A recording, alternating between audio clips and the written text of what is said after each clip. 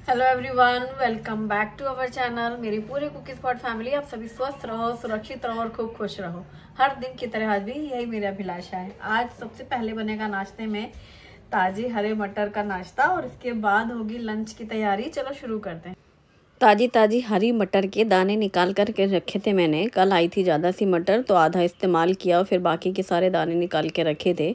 और इन दिनों बहुत ज़्यादा टेस्टी लगते हैं मटर, क्योंकि उनमें मिठास होती है ताज़े मटर। बाकी तो फिर अब धीरे धीरे फ्रोज़न मटर ही रहेंगे, स्टोर करते जाएंगे और इस्तेमाल करते जाएंगे। सुबह के नाश्ते में बनाना हो या शाम की चाय के लिए कुछ नहीं सोचना रहता। ज़्यादातर हरी मटर अगर घर में ताज़ी मटर है तो इसे आप छौंक लो तो भी अच्छी लगती है। आप इसमें चूड़ा डाल दो तो चूड़ा मटर भी अच्छे लगते हैं। पोहे धो के डाल दो तो पोहे मटर भी अच्छे लगते हैं। मतलब मटर हर तरीके से अच्छा लगता है, लेकिन इन दोनों स्वाद भी अच्छा होता है। तो यहाँ पर ढेर सारी तो मटर है, करीब 2 कप के करीब, और इसमें एक छोटा सा आलू भी मैंने छील के काट लिया है। और इसे मैं बनाऊंगी लोहे की कढ़ाई में। तो सरसों का तेल गरम करने रखेंगे। 2 चम्मच तेल ही काफ़ी होता है, और गरम होते 1 चम्मच जीरा डालेंगे, चुटकी भर हींग डालेंगे, 2 हरी मिर्ची बारीक काट करके डाली है, थोड़ी सी हल्दी पाउडर डाला है चुटकी भर, और फिर ये आलू और मटर धुले हुए डाल देंगे।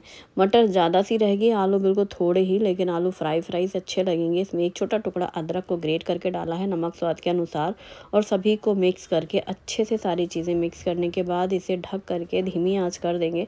और भाप में ही मटर सॉफ्ट हो जाएंगे, साथ में आलू भी पक जाएगा। आलू पक भी जाए, फ्राई थोड़ा सा हो जाए, लाल लाल से हो जाए, तो वो खाने में अच्छे लगते हैं। इसलिए जितना छोटा छोटा आलू काटेंगे वो अच्छा सा फ्राई भी होता है, जल्दी से पक भी जाता है, क्योंकि मटर तो बहुत जल्दी पकती है तो टाइम लगता नहीं है। और बस यहाँ पर ये चाय का कंटेनर खाली हो रखा है तो इसको मैं रिफ़िल कर रही हूँ। और रिफ़िल करने के बाद इस पैकेट को भी हम लॉक कर देते हैं ना, तो फिर ये लॉक हो जाता है। और बस इस डब्बे में भर के रखती हूँ मैं। यहाँ पर चीनी और चाय की पत्ती, चाय में मैंने डाली है मसाला, जो कि मसाला बना के रखा और रेसिपी शेयर की थी आपके साथ, तो मसाला टी बन रही है। और साथ में है ये छौंकी हुई मटर। आलू लाल लाल से हो गए ना, ये बहुत अच्छे लगते हैं खाने में। एकदम सिंपल सा रहता है, किसी मसाले की ज़रूरत नहीं होती है। बस केवल कटा हुआ धनिया पत्ता डाला, मिक्स किया, और ये गर्मा गर्म मटर, छौंकी हुई मटर, आलू मटर कैसे भी बोल सकते हो आप। इसमें गाजर भी डाल सकते हो, लेकिन वही है कि मेन मटर का ही टेस्ट इस वाली रेसिपी में अच्छा लगता है। तो पूरी आलू मटर सब पक चुके हैं, फिर भी थोड़ी देर ऐसे खुला मैंने इसको रखा है ताकि और अच्छा फ्राई होता जाएगा। वहाँ चाय भी पक ही रही है, चाय भी अच्छे से पक जाए और धीमी आंच में मसाले का अच्छा स्वाद आ जाए चाय में, और फिर मटर को सर्व करेंगे। ये मटर मेरे बहुत ज़्यादा फेवरेट हैं, और अभी धीरे धीरे शुभम भी खाने सीख गए हैं। पहले शुरू में इतना नहीं था, और ख़ासकर मटर से तो इतना बच्चों को है, हर चीज़ में मटर डालेंगी मम्मी, आगे आगे चल के हर सब्जी में मटर दिखाई देंगे। पत्ता गोभी या मटर तो बनती ही बनती है, पनीर के साथ भी बनती है, पोहे में भी डाल दो, हर सब्जी में मटर हम लोगों का बस चले तो। लेकिन इतना मौके मिलते नहीं हैं हमें। और साथ में ये शुभम की फेवरेट मिठाई मिल्क केक, और चाय है मसाला चाय। शुभम तो पीता नहीं है, सिर्फ हम दोनों की ही चाय है। हस्बैंड भी चाय हमेशा नहीं लेते हैं, कभी कभार लेते हैं। चलो आज उन्होंने खुद से बोला है नाश्ते के टाइम पर, उन्हें भी ये छौंकी हुई मटर पसंद है, तो चूँकि मटर खा रहे हैं तो साथ में चलो चाय पियेंगे।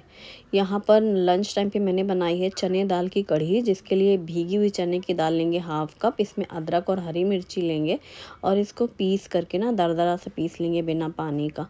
फिर इसको हम निकालेंगे और इसमें डालेंगे प्याज, अदरक, हरी मिर्ची बारीक कटी हुई, हरा धनिया, नमक, और कुछ बेसिक से मसाले जैसे जीरा है, हल्दी पाउडर है, लाल मिर्ची पाउडर है। तो ये सारी चीज़ें डाल करके इसके पकौड़े बनते हैं, जो कि मैंने कुछ दिनों पहले आपके साथ फुल रेसिपी भी शेयर की थी। तो बेसन डाल करके जो पकौड़े बनते हैं और पकौड़े की कढ़ी बनती है रेगुलर वाली बेसन की, उससे ये काफ़ी डिफरेंट टेस्ट में होती है और बहुत ज़्यादा टेस्टी भी लगती है।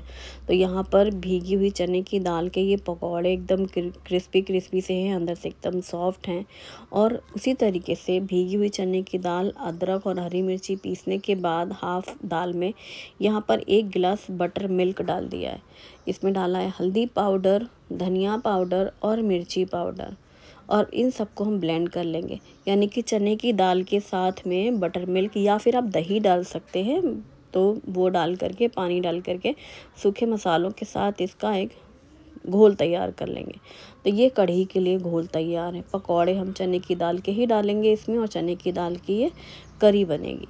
तो जैसे मूंग की दाल का भी सेम ऐसी ही बनती है, मूंग दाल के पकौड़े बनते हैं और मूंग दाल को आप दही बेसन के साथ घोल तैयार कर सकते हैं और इसकी कढ़ी बनती है।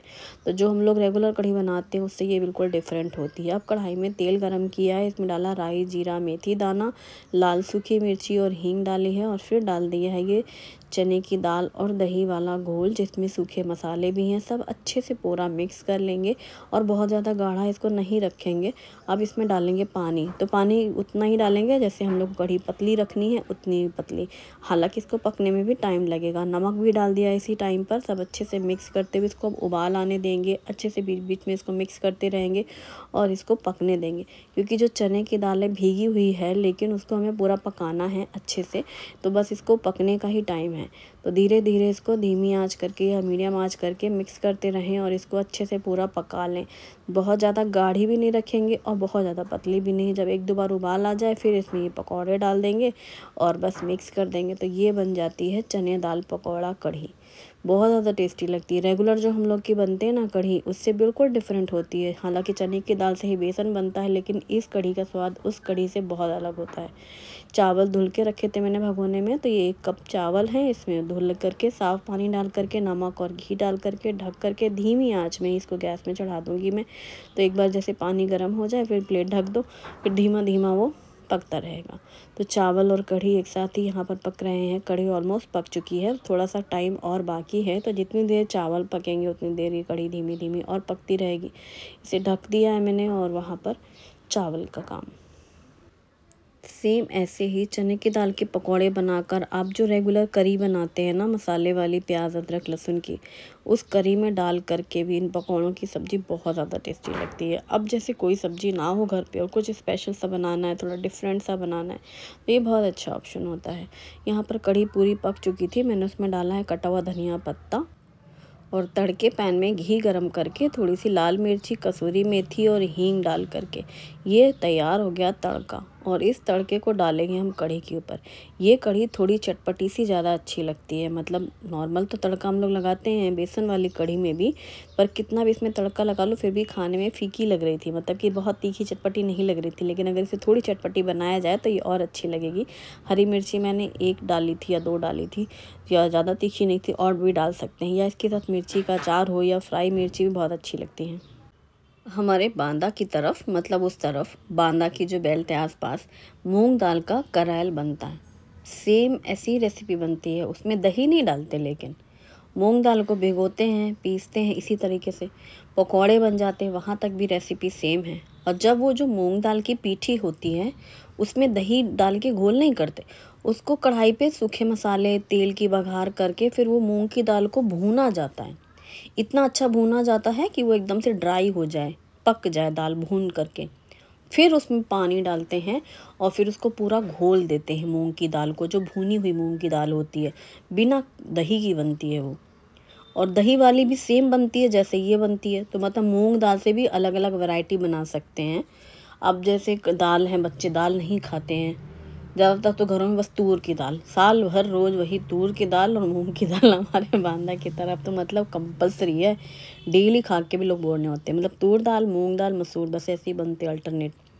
तो ऐसे में जब दाल और दूसरी दालें खिलानी हो बच्चों को, तो चने की दाल के क्या आते हैं, पराठे, चने की दाल की पूरी तो ये भी है चने की दाल की कढ़ी। तो गर्मियों में जब कोई सब्जी ना हो तो इस तरीके की चीज़ें बना करके मन को खुश भी किया जा सकता है कि आज कुछ अलग खाया और कुछ बनाया और बच्चों को दालें खिलाई हमने। तो मूंग दाल हो, चना दाल हो, इनके साथ आप इस तरीके की कढ़ी बना सकते हैं। फिर सब्जी का टेंशन नहीं है कि सब्जी क्या बने। वैसे लौकी आनी शुरू हो गई, अब लौकी, तुरैया, भिंडी फिर शुरू। अभी पूरे सीज़न में क्या था, पालक, मेथी, बथुआ की बहार थी। अब गर्मियों में करेले, लौकी, भिंडी, तोरी, ये रहेगा। बहुत ही टेस्टी लग रही थी कढ़ी। और अभी किसी को खाने का मन नहीं था, नाश्ता थोड़ा मज़े से हैवी हो गया था। फिर थोड़ी देर बाद सब बोले अच्छा ठीक है खाना लगाओ। फिर खाना लगाया है तो गर्मा गर्म पकौड़ी, चने की दाल की कढ़ी। और शुभम को भी ये कढ़ी पसंद आई, बोल रहा था कढ़ी बहुत टेस्टी है। हमने फिर उसको बताया कि चने की दाल पीस के बनाई है, जो हमेशा कढ़ी बनती है उससे अलग है। और सिंपल सा टेस्टी वाला लंच दोपहर के समय में यही हुआ है। अच्छा लग रहा था, ट्राई करना आप भी ज़रूर से। और मिर्ची फ्राई करना इसके साथ में। खाते वक्त हम लोग को याद आया था, फिर बाद में मैंने मिर्ची भी फ्राई की थी, मोटी वाली। मिर्ची का अचार हो, दही मिर्ची हो या भरवा मिर्ची हो, मतलब कढ़ी के साथ ना मिर्ची वाला अचार अच्छा लगता, तीखा चटपटा। ये है दिसानो पेने पास्ता। ये दुरुम व्हीट से बना हुआ है। इसको अगारो की honeycomb tri-ply stainless steel frying pan में पानी, नमक और ऑयल डाल करके बॉईल करके छान के साइड में रख लिया। फिर उसी पैन में तेल डाल करके गरम किया, पतली लंबी कटी हुई प्याज को फ्राई किया, फिर अदरक लहसुन हरी मिर्ची का पेस्ट डाला इसमें, इसे डालकर फ्राई कर लिया। फिर इसमें ताज़ी हरी मटर डाल करके भून लिया। मटर को ढक करके पका लें कि मटर अच्छे से सॉफ्ट हो जाए। फिर इसमें हल्दी पाउडर, धनिया पाउडर और मिर्ची पाउडर रेगुलर से तीनों मसाले डाल करके टोमेटो प्यूरी डाल दिया। नमक स्वाद के अनुसार डाल करके मिक्स कर लिया और अच्छे से सबको मिक्स करते हुए भून लिया।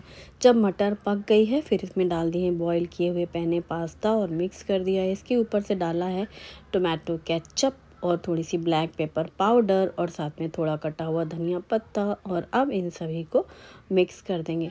गर्मा गर्म ये पेने पास्ता सर्व करेंगे। ट्राई करके देखना, टेस्टी लगता है। वीडियो पसंद आए तो लाइक करें, मेरे चैनल को सब्सक्राइब करें। Thanks for watching, bye bye.